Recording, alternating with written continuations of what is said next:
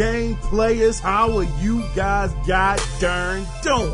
I'd like to welcome you guys to the Analog Circle Podcast, episode number 65. I am your host, Kiaun Mitchell, and let me tell each and every last one of you, women, men, children, teenagers listening to the podcast, I gotta personally thank every last one of you for tuning into another episode of the Analog Circle Podcast. Now, if you want to be a part of the show, if you have some things on your mind, then you can always feel free to reach the show two different ways. God dog it. You can either call in at 443-261-4607 and leave a voicemail, or you can email the show. And guys, listen, I got some emails this week and I'm excited about it. But you can email the show at the Analog Circle Podcast at gmail.com. And like I said, speaking of emails, I have them. And I want to start off, of course, the show with the feedback section, because like I say every week, if nobody is listening, the show is not worth doing. So let's go ahead and let's start it off, because last week, very big week, very, very big week. It was E3 week. You can't get much bigger than that in the gaming sector. The Super Bowl of gaming has happened. The chips have fallen. And what side of the coin are you on? Are you on Sony's side? Are you on Nintendo's side? Or did you side with Microsoft? Or, just to switch it up just a little bit more, are you on the PC side, you master race mother lovers, you? Anyway, let's go ahead and get into the feedback section, and we're gonna start it off with my guy, a guy who has been doing this for a very long time, Mr. Cody Clark. Now, the name of his email is, "What did I just watch?" Here we go. He says, "I do hope you are able to find joy and fun and excitement following this E3. I, for one, did not find it very compelling in the slightest. I did enjoy some of what Xbox brought to the table. I'm stoked that the S dropped $50 for a week." Oh, shucks, that was just for a week, brother, darn. And I'm down for the old Duke controller. But otherwise, I literally can't find and don't care to remember anything else that happened. God, dog, Cody Clark, man, oh, man. Let me tell you, thank you for the email, but dang, Cody, nothing, brother. I mean, look, okay, all right. And like I say, I respect every last person's opinion, and it's very important to me to get the feedback. I must say, Cody, I was over the moon, man. I was so excited. I loved what Microsoft brought to the table at E3. I will say, yes, their first party was lacking, but as we found out from Phil Spencer, as E3 week went on, we did find out that they do have some deals in the works. And whether it's PR speak or whether it's truth and fact, Phil Spencer did say he didn't want to talk about those things just yet because they are not in the window of being able to be shown until, or at least released until 2 to 3 years from now. So he was holding back. Now, we'll know in, unfortunately, 2 or 3 years, or maybe at the next E3, if any of this stuff does truly come to fruition. But I was very excited about the indie games. last night looked amazing. I'm a little excited about the platformer, Lucky's Tale. That looks interesting to me, on top of, what is it, Ashen? That's another game that looked very interesting to me. Ori 2. Oh my gosh. Man, my jaw dropped on the daggone floor. I couldn't believe when the frog came out. He looked like he was about to go rip it in a big way, and he just stood there, and it just looked astonishing. Then you see the birds, and I was so pumped up to see Ori 2, which, by the way, I have to re-say this because I think I did already, but that is the first game that's been a new IP to actually get a sequel. You think about it. Rise didn't get a sequel. Sunset Overdrive didn't get a sequel. Quantum Break, well, you know that's not going to get a sequel. But golly, Ori, an indie title, actually got a sequel. Oh, I guess State of Decay also got one as well. But I'm just saying, I just thought they had a really good show, Cody. I'm sorry that they didn't have anything that really did it for you, brother, because I was excited. I actually thought the S, you just schooled me on something, Cody. I thought the S was a permanent $50 price drop. That sucks. But, yeah, the Duke controller, I was definitely excited about that. The thing that I do like about the Duke controller also is they're saying it has a LED screen on the Joker. I was really excited to see that. I haven't seen it yet, but when I read about it, I said, man, that's kind of exciting. Something a little new. It kind of threw me off a little bit, but Cody, hopefully, man, hopefully when these games come out and you start to see them, hopefully it'll change your mind. I mean, the Xbox One X, I was excited about that, but dang, Cody, I'm just so sorry. Like I said, that nothing really caught your eye. But as I say every single week, Cody, thank you so much for the emails, brother. I greatly, greatly appreciate them. It really means the world when I get these. And it's a very, very, it's a fun part of the show that I love to do. So, Cody, thank you so much, brother. Up next, we have a repeat offender. I can't even say he's a repeat offender. He's done it a couple of times now. Mr. Kelsey Stevens has written in again. And Kelsey, I have to say, keep these coming, brother. I truly enjoy reading them. So without further ado, let's go ahead and read his email. Now, the title of his email is I'm Happy Now. Oh, shucks. He says, $500, man. I will be buying the new Xbox for sure. I think the price is fair. I think Microsoft killed it. Everyone wanted to see the new console and a lot of games, and I feel like we got that. The first game they showed, Metro, looked ridiculously dope. 2, to be honest, now all I'm waiting for is Destiny 2, and my year will be made. That and PlayerUnknown Battlegrounds. I have too much to do this year, laughing out loud. What's the one game you're excited for? Mr. Kelsey Stevenson. I gotta tell you, brother, well, first let me say thank you for the email again. And I have to say, I mirror your thoughts. We are mirroring each other right now.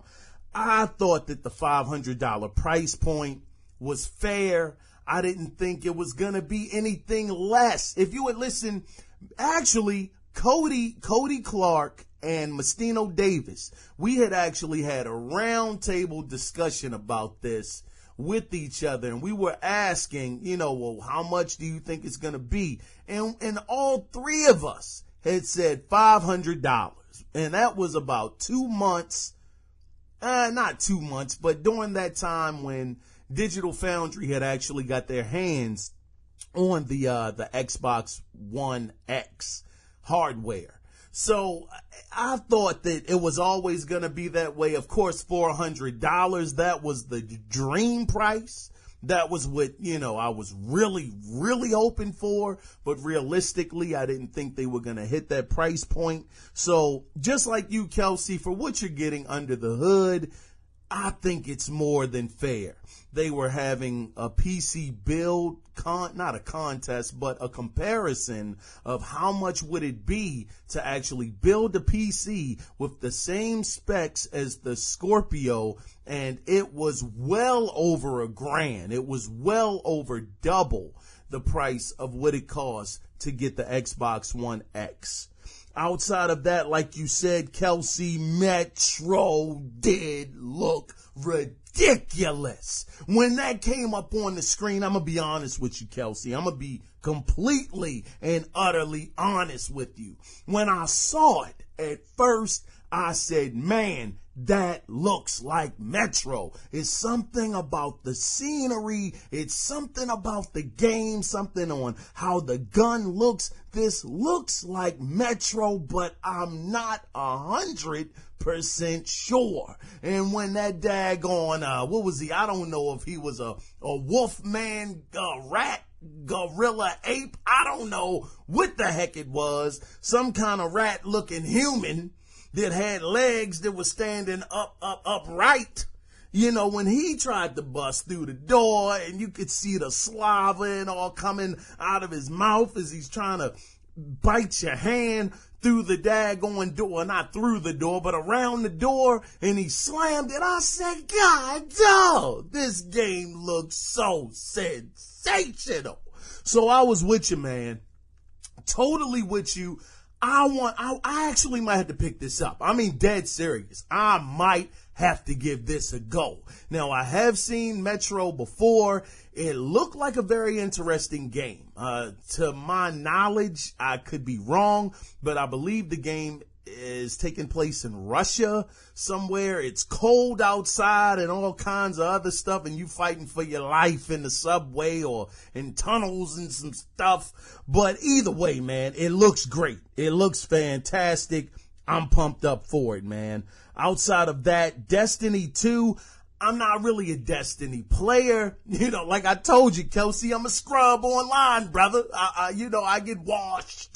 But if you want to take me up under your wing, hey, man, hit me up, brother. Definitely. But outside of that, like you mentioned, Battlegrounds coming onto the PC. I've been hearing that game has been making a lot of waves over there, and people are very, very happy that it's actually coming to the Xbox One X. So, like I said, me and you were on the same page, Kelsey. I couldn't agree more. $500. I will be happy to give Microsoft my money because I still have the original Xbox One.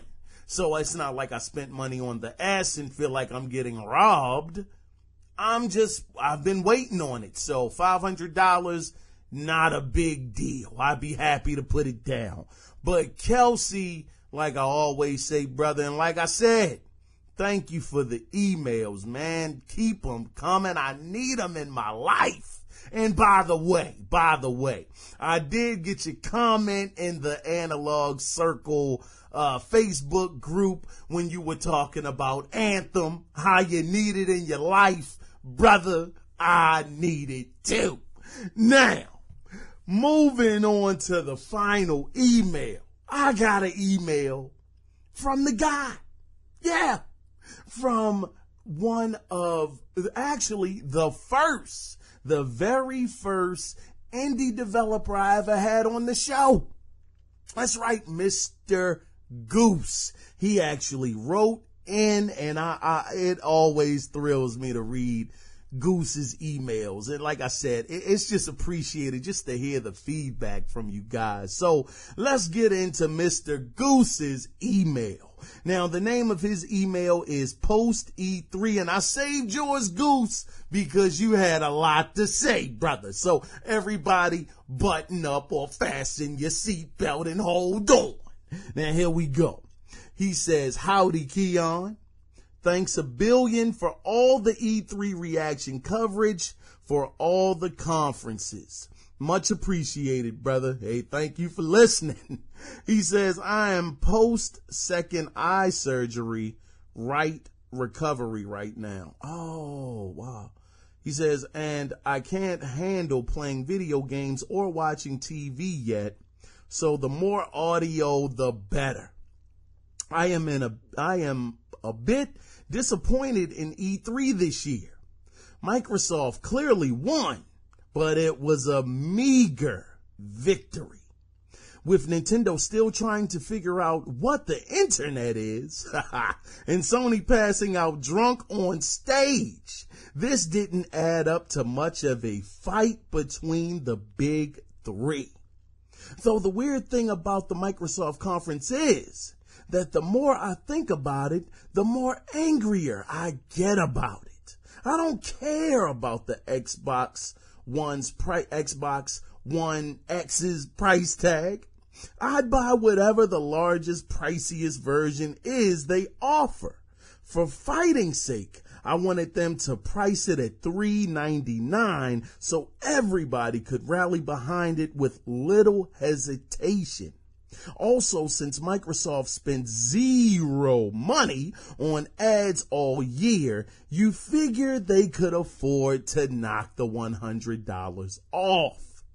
The main thing about Microsoft's conference that gets me mad is the Xbox One X's release date. This past year, every employee at Microsoft, Phil Spencer, Mike Ybarra, Major Nelson, Chris Charla, etc., have been non-stop tweeting that the Scorpio was so far ahead of schedule and they could have released it last year, but they were waiting for parts to be cheaper. If any of that BS was true, why is the release date November 7th?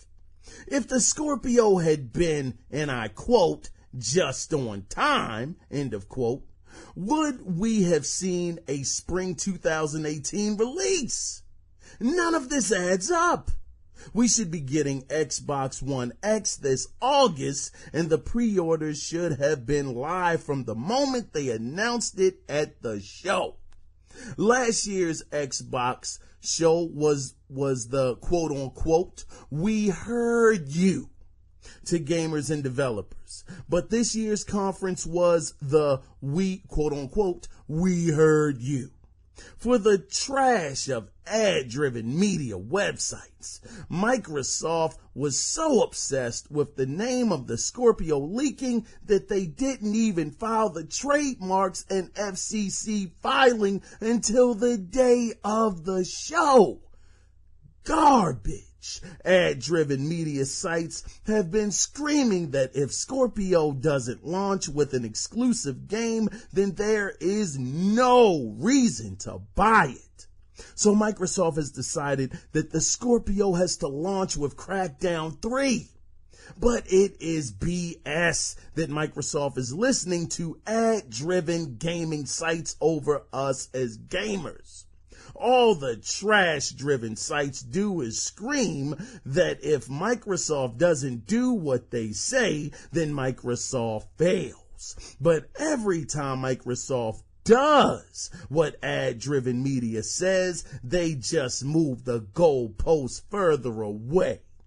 I want my Xbox One X this August, and every game that releases till the end of the year is the exclusive that justifies purchasing it.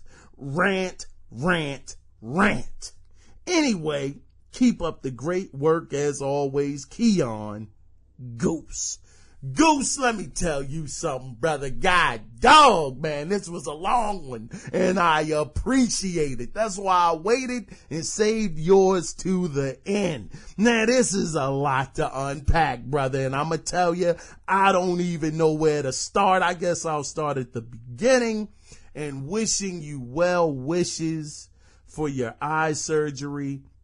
I really, really hope that you have a very, very speedy recovery and that everything works out just perfect. I'm sure it will. I have nothing but the utmost confidence that you'll recover very quickly. On top of that, I want to tell you, thank you for listening to all of the different reaction podcasts that I did. I really appreciate that so much that you even took the time out, brother. And that goes for all of the listeners out there. Thank y'all so much for the support. I don't know what I would do without it. Probably be closing up shop. I'm going to be honest with you. But, moving on from that though, getting into the E3 discussion. Now, of course, Goose said that Microsoft won. I feel the same way. I really think that Microsoft, out of everybody, had the most diversity in my humble opinion, because everybody for forever has been saying that Microsoft is nothing but the shooter box. All they have is Halo. Now wait a minute. It's like Goose, God dog it. It's like Goose said, man. Microsoft can listen to people. I have to just get to this point really quickly and then I'm gonna move on. But he makes a very, very good point. When Microsoft does what people want, quote, I'm not going to say quote unquote, but when they don't show, everybody says the same thing every year. And I've said it here 1 billion times already, but I couldn't see it more clearly and more true just a couple of days ago when people were saying, hey, all Microsoft shows off is Gears of War and Halo. That's it. That's all they show. What else do they have? I'm going to tell y'all something. I listen to several different podcasts. I enjoy every last one of them. I really do. But the thing that I heard on those podcasts and even reading on different websites was, well, Microsoft didn't show off any Gears. They didn't show off any Halo. What's going on with the AAA titles? They didn't have anything to show. You would have thought that if they were trying to push the power of the daggone Scorpio, now known as the X, you would have thought they would have showed a new Gears or a new Halo. You gotta be kidding me. All of these years, Microsoft has finally given diversity, and you people are not happy. I tell you, Goose, that is the daggone most perfect thing you could have said, brother, in this email, is that people continue to push the daggone post further and further and further out. And then you have people that say that Sony had a freaking amazing E3. Now, granted, not everybody is saying that Sony had an amazing E3. But these people that I see on YouTube and I listen to in the podcast realm, some of these people are saying that they knocked it out the park. The games were sensational. They were amazing. They could have done no better than what they did. And then you ask them, well, what about Microsoft? They tried. They did all right. I mean, they showed a couple of games, but they got a lot of indies. Hey, guess what? Daggone PlayStation fan boys, that's what I'm gonna call you. You cats were the same ones that were so excited, so pumped up when Sony got on the stage and showed all of those indies off. You guys were clamoring and salivating at the daggone mouth for it. Now all of a sudden, Microsoft comes on the stage, they show these indies, and some of the indies really did look great to me. They did. And then it's a problem. You gotta be kidding me. Anyway, darn it, Cody, God dang it, Goose. Sorry, man, I'm daggone losing my mind over here. Goose, thank you, brother, for the email. I'm sorry I went on a rant myself, but that really hit home for me.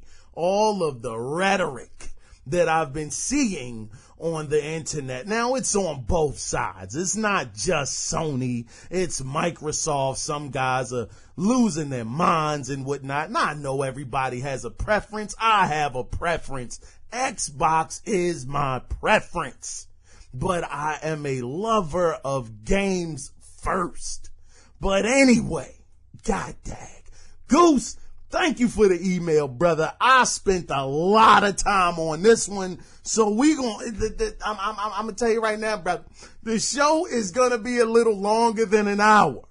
But I had to read those emails because they are very, very important to me. And like I tell you guys every week, if you want your email read, you know what to do, man. But anyway, let's go ahead, god dog it. After 25 minutes of talking, let's go ahead and get into what we all come here for, god dog it. And boy, was it quite a bit this week. Let's get into the gaming news that went down this week. God dog it. Starting it off now. Gotta wipe my brow. All right, here we go. Now, if you guys recall, right, one of my E3 predictions Sony was going to drop the price of the PlayStation 4 Pro by $50. That was what I really thought. Now, of course, I was wrong. But in an interview with Jagged Review, Yoshida actually explained why they did not make this move. And I quote, Yoshida said, Sony is happy with the quality of games playable on PlayStation 4 Pro. And the feedback so far has been really positive.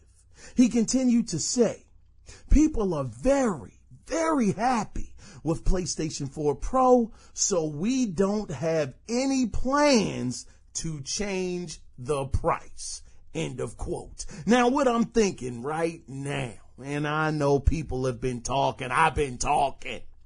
People said, hey, if Microsoft, if Microsoft slid in at their conference and said that the Xbox One X is selling retail for $399, Sony would have changed their tune. They would have said, wait a minute, hold on. They trying to hit us. They're fighting real hard right now. We got to change this up.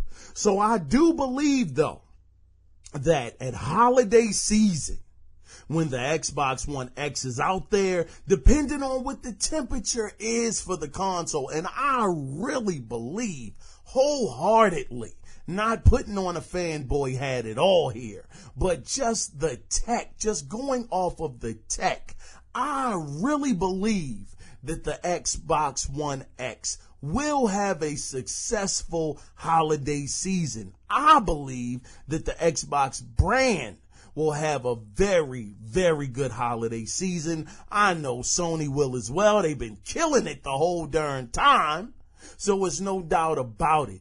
But I just, for some reason, just to make it that much sweeter on the Sony side, I think that price drop will come at holidays. It only makes sense. So right now, they're happy with the price. They're not changing it, but I believe, once again, they will change it in the near future.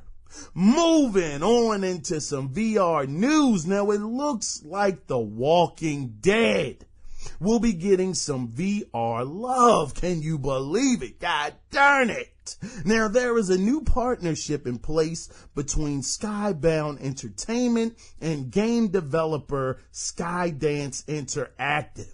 Now, because of this partnership, we'll see original VR games set within the Walking Dead universe. Now, the first game, the first game will feature a new setting and a new roster of characters. Now, instead of the game focusing on horror, which I thought it was going to be trying to give a person some cardiac arrest. Instead of focusing on horror, it will actually feature an immersive narrative storytelling experience with a contextual interaction system, which will cause the player to make hard, difficult, and complex choices and live with their implications. Now, the first game will be developed on the Unreal Engine and will be released for the PlayStation VR and various VR platforms. But as it stands right now, the game does not have a release date. But I think this is really interesting. I do like the fact that you're going to have this what do you call it? This role-playing aspect to the game where when you make certain decisions, you have to stick with them. Now, this is nothing new. We've seen it for years. You can go back to Knights of the Old Republic, back on the Xbox, where you could make the choices up to Mass Effect, etc., etc. But the thing that has me a little interested about this is that would the choices be different in VR? Because they say, now I've had a little bit of hands-on time with VR in the store. Of course, it's so different when you get it home versus being in the store, because you can really get into it and don't have to worry about looking like you're losing your mind in public. But people say that you're just so immersed and you're really feeling like you're in this world. And the thing that has me thinking about these consequences is, could it possibly make you feel a little bit more guilt, even though some games do a good job at making you feel bad? Telltale does a good job at that. But could it put an extra bit of oomph into the decisions that you make, and you're in that world and that character is looking at you with sad eyes? I mean, the Unreal Engine is a great engine to actually build a game on top of. So these VR experiences, they are getting better with the graphical standpoint of things, and nobody knows quite what this is going to be 100%, but I do like the fact that they're pushing that narrative, and I'm really interested in knowing how that would affect you as a player, feeling like you're immersed in this world. Very interesting news. But moving on from there into some Destiny news. Oh yes, people love it. Now, for Destiny players who do not own a PlayStation 4, you may be wondering, how the heck long do I have to wait to get my hands on the exclusive DLC, and what does it include? Well, Sony will have the following content first. This is what they're going to get. They're going to get the Lake of Shadows Strike. They're going to get exclusive armor sets, the City Apex ship, a PvP map that's going to be entitled Retribution, and a new exotic sniper rifle called a Borealis. God darn, that sounds like that's going to really do some damage, don't it? A Borealis.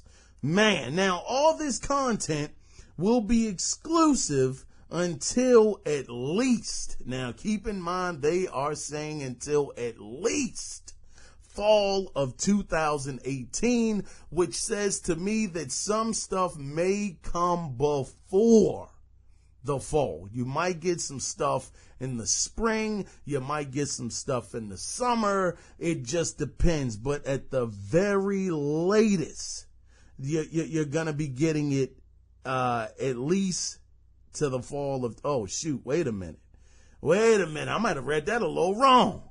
No, I didn't. Shoot, bump that. No, I ain't even editing this daggone stuff. You're gonna have at least until the fall. Once that's over, all of it should be over on the other platforms, and I'm gonna move on because I botched the heck out of that. Now, to the next story. Now, my question to you guys is, Kojima That definitely rings a bell, right? Hideo Kojima, one of the legends in the gaming industry, in the gaming sphere. You think of Metal Gear, who do you think of? You think of Kojima. When you think of Konami, I kind of, struggle with that sometimes. But who do you think of? Kojima. Now, of course, he's not with Konami. It was a really, really bad breakup. But after that happened and they did Kojima the way they did him, did you ever wonder to yourself, how bad is Konami as a company? I did. Now I will be the first to admit, I said maybe Kojima did something to Konami to make these feelings so bad and so cold towards the guy, even though he put 30 years into the company. Well, I'm going to share something with you guys on how bad Konami is. Now, Konami. Now, you guys, of course, know that they've been around for many, many years. Now, some stories have been coming out about Konami, and man, like I said, Kojima really put a light on this. I mean, even so much so, people really got upset when Kojima couldn't accept his award at the Game Awards. What was that, back in 2015, which was probably some kind of clause or something in there. Anyway, let's get into it. Good grief. All right, well, another person is actually speaking out about this. Now, there's a staffing agency employee who doesn't want his identity out there. He wants to keep it secret. But he said he notifies gaming companies if a prospective hire is an ex-con. Now, you might be saying, oh, shoot, the brother or sister might have went to prison. No. They call Konami ex-employees cons, K-O-N. God darn it. Now, we said the reason behind these calls, is because Konami will file complaints to gaming companies who take on its former employees. What the heck is this? Now, another former Konami executive was forced to close his business due to pressure from Konami. And it got so bad that one former employee moved to a construction company first before joining another gaming company, hoping to throw Konami off of his scent. Now, the worst thing about this is ex-employees are not allowed to put their Konami experience on their public resume. Now, the former employee further went on to say, if you leave the company, you cannot rely on Konami's name to get a job. Man, Konami must have the darn Yakuza up there running stuff. Because I'm going to tell you, I have never seen such venom for anybody's employees. Now, of course, it is a different culture. It's a different place. But the one that really tripped me out when I was reading about this was the guy who said, man, bump it. Yeah, I used to be a game developer. I was doing my thing at Konami, but daggit, if I go to another company, they're gonna doggone call and see what's going on. Konami is gonna get me out of there. I'm going to daggone construction. I'm going to lay me some daggone cylinder blocks, pick up some beams, and I'm going to ride this mother out for a couple months, lay low, and then when I think it's about the right time, when I might have threw them off, then I'm going to go ahead and try to get another job. If that doesn't sound like a person hiding in daggone protective custody, I don't know what you call it, man. You go to a whole nother field that has nothing to do with what you do just to get a leg up on not being called out. This is really, really terrible. I mean, Konami is doing the absolute most. I mean, basically, you leave Konami. You cannot, they're making it so difficult for anybody else to pick you up. That's why I really believe that, because they were also saying, they talked about Hideo Kojima and his team. He has some Konami refugees in his daggone group, where he said, man, look, I'm gonna have to save y'all because y'all going to drown out here. Y'all come with me. We going to get out of here and we going to do what we do. But dag, Konami, I knew it could be bad, but good gracious, to that extent, wow. Moving on into some more Xbox, and god darn Konami. But in Xbox news, now Phil Spencer has confirmed that the Xbox One X will not be selling at a profit. Now, it's actually, which to me, right, people were saying, you know, well, they got to be making something. So to me, it's shocking. I mean, after all, the money is never made on selling consoles. The money is always made off of software sales. Now, Phil never said that it was actually selling at a loss either. So more than likely, they may be breaking even. Now, that's me saying that. That's not him. But for sure, they are not selling it at a profit. So, I mean, pretty much, hey, split it down the middle. I got a little bit more, well, not new information, but Phil Spencer, he did several different interviews. And I really think Phil is a genuine guy. You ever be able to talk to someone and know if they're BSing you, if they're being real with you? Phil, he has that kind of vibe that lets you know, hey, I'm not trying to take your money. Look, we can sit here, we can rap. It's even times when he'll say, I know it sounds like a PR statement, so let me try to, re-say it. It doesn't sound like he's ever trying to sell you something. I remember in an interview he had with, his name, Gersman from Giant Bomb, where he was saying, hey, most people, they will not pick up a $150 Elite controller. It's not for everybody. It's not going to set the world on fire. Basically, that was what I said. He didn't say that.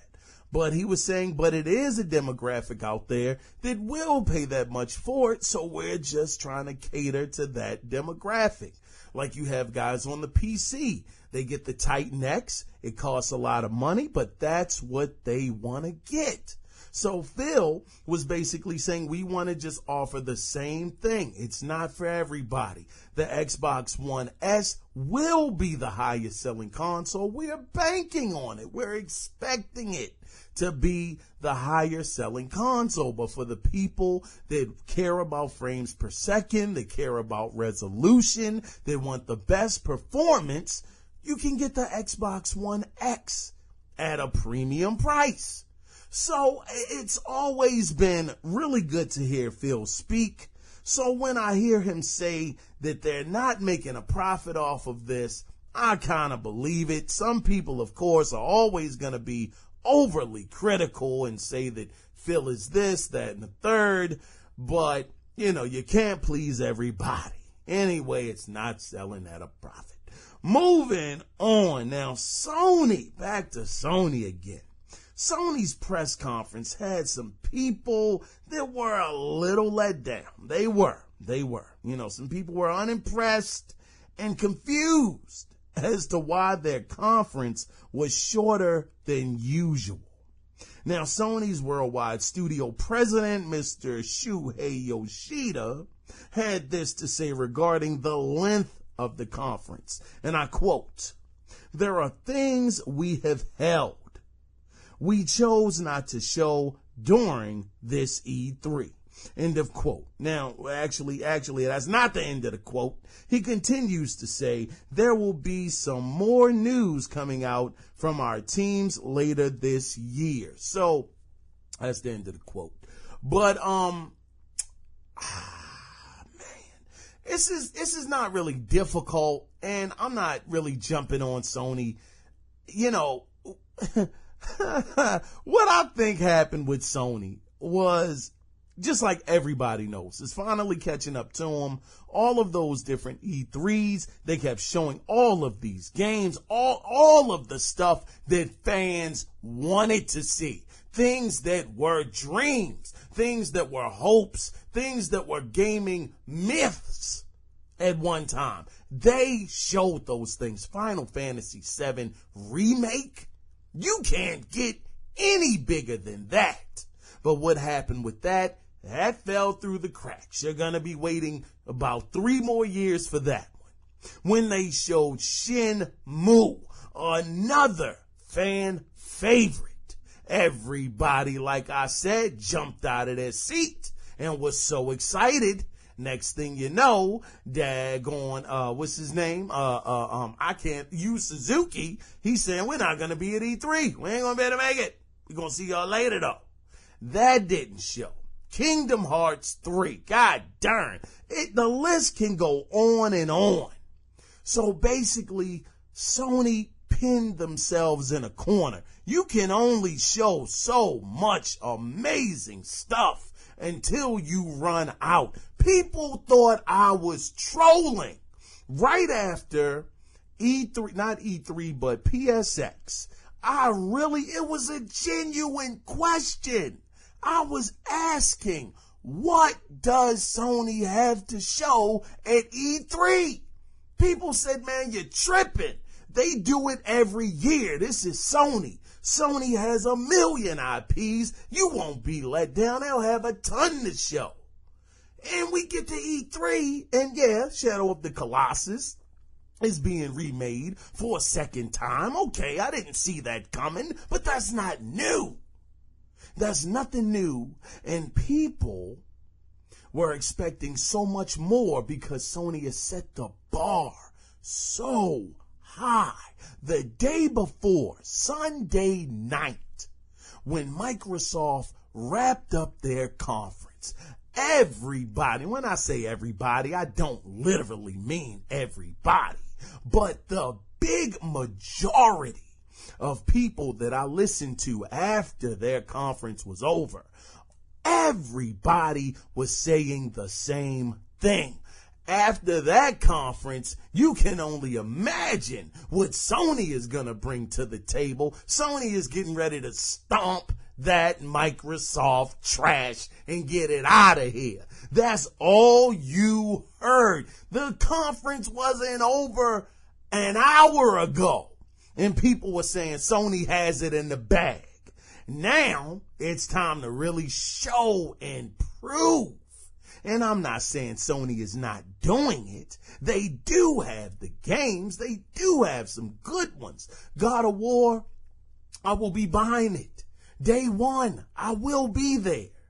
The other game, Days Gone, I don't know about that right now, brother. I'm not 100% sold. But the other game, Detroit, I want to be there. Spider-Man, day one. But the thing is that, like I said, he's saying, getting back on track, he's saying they have more to show. Now, that could be true. It could be PSX, because that's coming up again in December. They could be talking about Tokyo Game Show. Maybe something will be shown there. They could be talking about, what's the other thing that happened? Gamescom in Germany. Maybe they'll show something. But if they don't, what are you going to say then? If they do another repeat and recycle of what they had already, then will you think, I don't know, Sony might have really given us pretty much all they have for the next 2 years or so? Because everybody believes that at the end of that conference, that Sony was holding on to some giant missiles. I mean, some daggone rockets. They believed that they were holding on to these because Microsoft didn't show up hard enough. I'm going to tell you, I don't buy it. Not at all. People are starting to sound like the people did on the Xbox side talking about the cloud. Oh my gosh, you wait till you see the power of the daggone cloud. You guys are pulling the same mess. And until Sony can show up and show that they have something extra, I'm not buying it. So Yoshida, you better have something, brother. You better have something good, and you better have something exclusive. Because I understand that, you know, off of the stage, the E3 stage, they had, what was it? Ni no Kuni. That was out there. Ni no Kuni 2, which is, you know, people enjoy it. That's great. They had Gran Turismo, of course, sport, that people enjoy Gran Turismo. It takes forever to come out, but people enjoy it when it comes out. They had maybe one or two other games that they didn't really talk about, but that's not gonna cut it. They're gonna have to do better than that. So we'll see what happens in these next coming months to see if Sony does keep to their promise. Moving on, that was way too long, but on to the next story. Now, people are wondering, what would happen to IO Interactive and their IP Hitman after Square Enix departed ways with them? Well, CEO of IO, his name is Haken Abrick. I hope I said that name right. Haken Abrick had this to say, and I quote this. I am proud to announce today that IOI is now officially an independent studio. We have successfully concluded our negotiations with Square Enix and have agreed to a management buyout. Crucially, we will keep all of the rights to the Hitman IP, end of quote. First off, IO, I applaud you. I am very, very happy that you have gotten your 4th of July moment. You are independent, which is great. And another round of applause for keeping the Hitman IP at home base. This is awesome. I'm so happy to see this. This means that, hey, if Nintendo wants to work with IO Interactive, they can do that. If Sony wants to work with them, they can do it. If Microsoft needs something from these guys that they just think would be a good fit for a game that they're working on, guess what? They can do it. Now, the question is this. Will someone actually pick them up? Because I'm going to tell you, everybody has said it 1,000,000 times by now. Sony, they have some amazing, unbelievable talent behind their games. Sony Santa Monica is amazing. I mean, God of War looks sensational. Guerrilla has climbed up the ranks as well. They have done absolutely great with what was the name? Horizon Zero Dawn, which is a new doggone IP. You know that's going to be a franchise now. They've had other studios. Naughty Dog. Who does better work than Naughty Dog? I mean, Sony has a plethora of amazing studios. Now, as much as I give them stuff and I have really ridiculed them over the years, Nintendo, despite that, I have only been told that their games are utter fun. They never release a broken game. They have some of the best platformers out there, Mario being the main star of that genre. And whenever they come out with a game, they make sure that it works. no patches, no downloads for any extra fixes. It just works. So I commend them for that. But the company, if you gotta be honest with yourself, and I am honest with myself, I know that Microsoft is the one that is lacking with the talent. They have their hot spots every now and again. I think 343, that is one of their premier studios, and I believe that the Coalition, of course, is their other premier studio. Outside of those two, which make up the two biggest franchises that they have, well, outside of Forza now with Playground Games, you don't, Microsoft really doesn't have that standout that Sony does. Sony can go into so many different studios for triple A's, and they come out like triple A's. So I think that if anybody, and this is only if they want to want to agree to it, but I think that if somebody needed IO in their, not necessarily their back pocket, but in their arsenal, I would say Microsoft could use those guys. They could get them on their team, come up with some kind of new IP, and get it to clicking. Now, I understand that, Phil, they have a couple, like I said in the beginning of the show, they have some IPs in the works right now. They're working on some stuff. And I say, hey, you continue to keep that going. Pick these guys up and see what happens. But nonetheless, this is a great thing for IO Interactive to be able to continue on in the gaming industry. Very happy about that. Moving on to the next story. Now, for anyone who was expecting to hear some news about Halo 6 in the very near future, you may want to temper your expectations, according to 343 Industries writer Jeff Easterling. Yeah, he got Easter in his name. Easterling. Oh, shucks.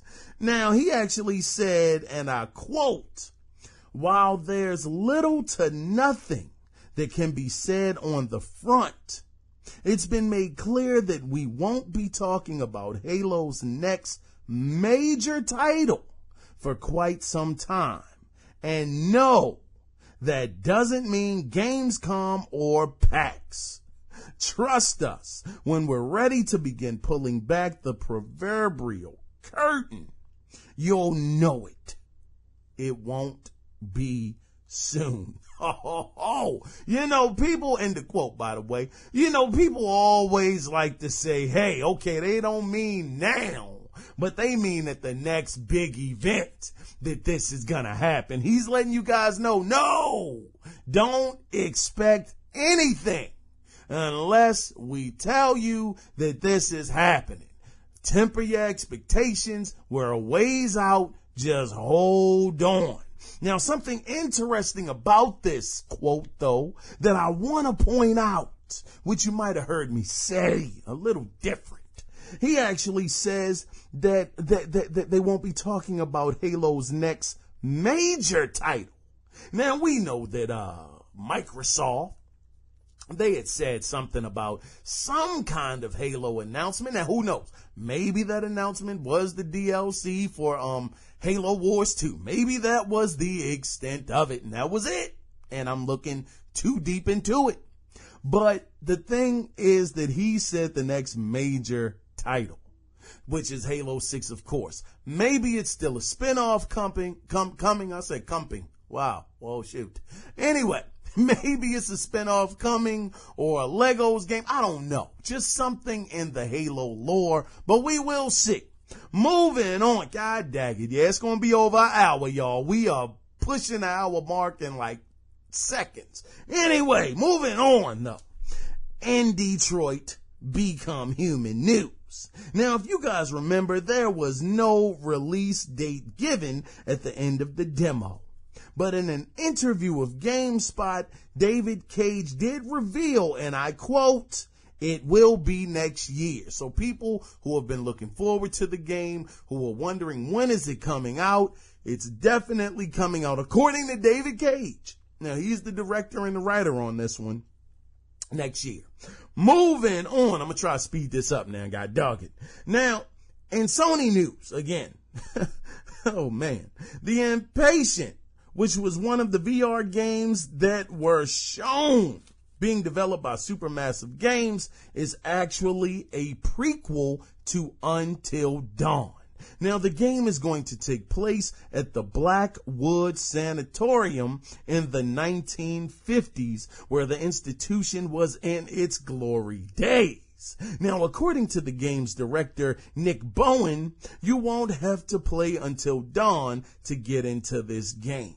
Now, The Impatient will be a standalone title with a brand new story and cast. I forgot about Supermassive Games. Let me tell you guys real quick. I know I said I was going to make this quick, and I'm not.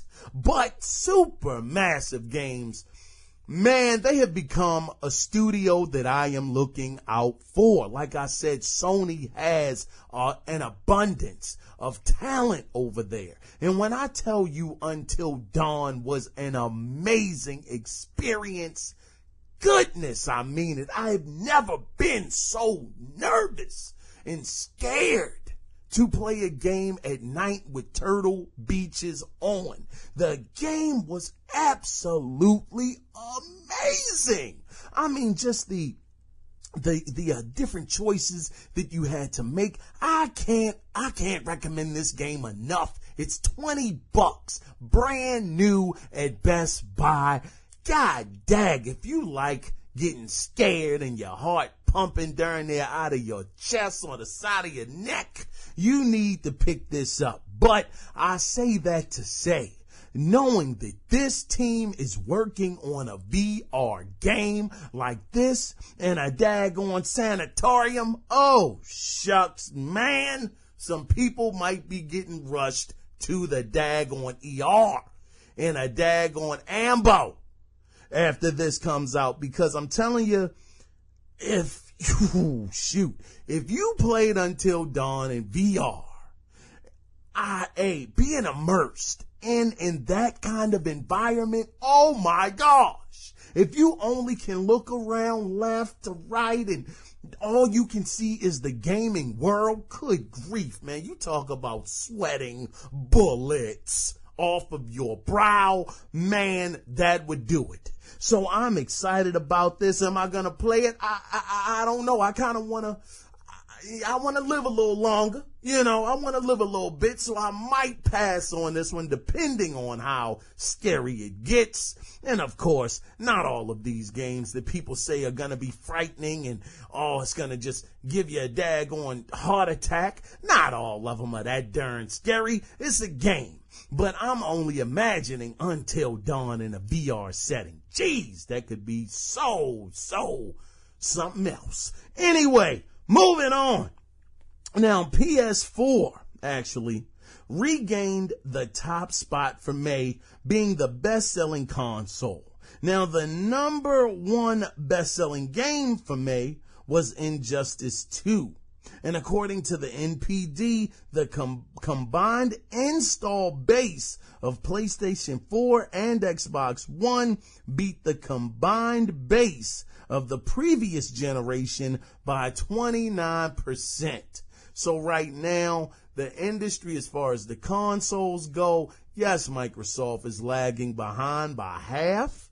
And Sony is just destroying it. They're killing it right now, which is great. Hey, if you're doing your thing, you deserve it. Sony came in correct this generation. Microsoft started out kind of rocky, and they're getting it together now. But because of that, Sony capitalized on it, and they're doing great. But despite that, this generation is up, like I said, 29%. From the previous right now, which says that it's tremendous growth. So shout out to the industry, the gaming industry, for having these kind of numbers, that's great news. And shout out to PlayStation for once again getting the #1 spot in May, which means the Switch, Nintendo, hey man, look, man, that's opportunity knocking at your door and you letting it go. You won't keep these Switches in the store, man. You were winning. You won March and April. All of a sudden, the supply has started to dry up. You need to get on it, Nintendo. Come on. You had a real good E3. Keep the momentum going, god dang it. Now, moving on. Now, we know that Phil Spencer has said in the past that they would not be discussing numbers of how many Xbox One. Oh, you know what? Never mind. Forget this one. This one got debunked, actually. Basically what it was it was a Microsoft France House of Fans program that actually allegedly shared the numbers of how many Xbox Ones were sold, and that didn't turn out to be true, but they did say that it was up to 36.2 million. To my knowledge right now, that has been debunked and they are not the numbers, so we're gonna move on. If that is true, somebody let me know. Now, up next, Phil had a sit down with the Vice's Waypoint and talked about the importance of first party exclusives. Now, I've already said this. There's no need to get into it because I'm getting long-winded. Basically, he said, look, man, they coming. All right, moving on to the next story. Now, for the upcoming DLC for Horizon Zero Dawn, The Frozen Wilds, the managing director Herman Hulse had this to say, and I'm quoting, "It's going to be very substantial. You can expect a new territory, new challenges, new quests, new settlements, new weapons, and more. So this is going to be dope, I guess." Now, well, he didn't say that. I'm saying that. End of quote. Now, if you pre-order the Frozen Wilds DLC from the PlayStation Store and you're a PlayStation Plus member, you can save 25% here in North America. But if you're in Europe, you can actually save 10%. Now, we're going to move on to the last daggone story because, man, this has been a long one. Now, quickly. This is quick news. Rocket League will be a locked 60 frames per second, docked and unlocked, and will be a 720p resolution and will feature cross-play with Xbox One. That is dope. Oh, by the way, this is on the Nintendo Switch. Congratulations. That is the end of the gaming news. God dang, man, that was a long one. There's a lot of information, brother. But look, listen, I'm not going to hold y'all up much longer. So let's go ahead and get into the daggone, what do we call this? Video game. God dang it. Theater of the week. And after we do that, we will be back. And I have to ask you guys a question. You stay tuned until 3, actually. Right. And speak of the devil, here she comes now. What? Chloe Fraser. Nathan Drake. Hello, Harry. Chloe here's one of the best drivers in the business. She'll take good care of us. I bet. Right, look. I've got it all figured out. We go in through the sewer. Loving it so far. That puts us in the courtyard. From there, we scale up the wall, run across the rooftops, and just drop down into the exhibit hall. Bob's your uncle. And what is worth all this trouble, I hear you ask? I didn't, but go ahead. But that's it. An oil lamp. Yeah. It's worthless. I don't get it. Neither do we. That's why we tracked you down. Well, it sounds like you're working for a nutcase. Some collector who's got too much time and money on his hands. And by the way, this is not worth any of it. But there's more.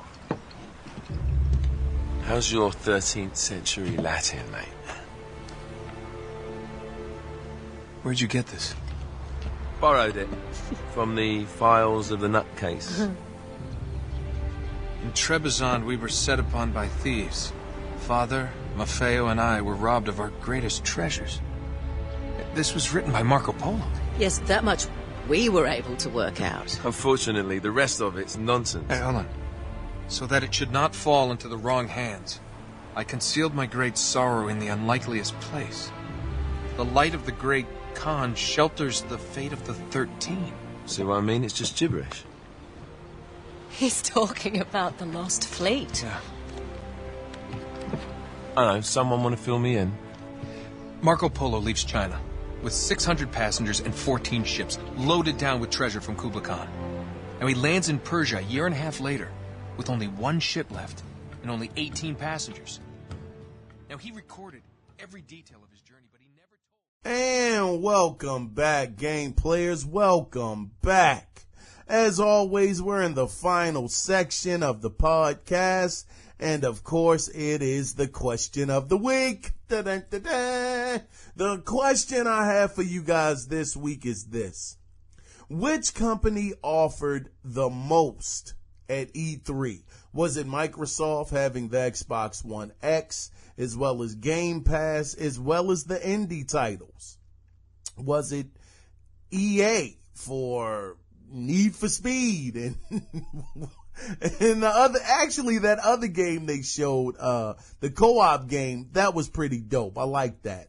Or was it Ubisoft? I mean, Nintendo. Which company is getting your money? I want to know. Sony, they have some great things coming. Was it enough to convince you to jump on board if you are not a PlayStation 4 owner? So that's the question that I want to pose to you guys. As always, you can be a part of this conversation by calling in at 443-261-4607 and voicing your opinion, or you can email the show at the Analog Circle Podcast at gmail.com.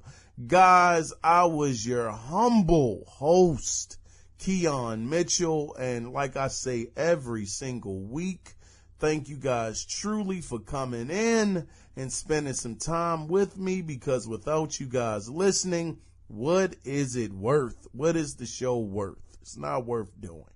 So with that being said, guys, I hope that you guys have a great week, and I will be back at it again next week. But until then, until that moment, you guys take care. Be safe out there. And remember, God darn remember, it is not about the consoles, brother. It is about the games. You guys be safe out there and have a good one. Bye-bye.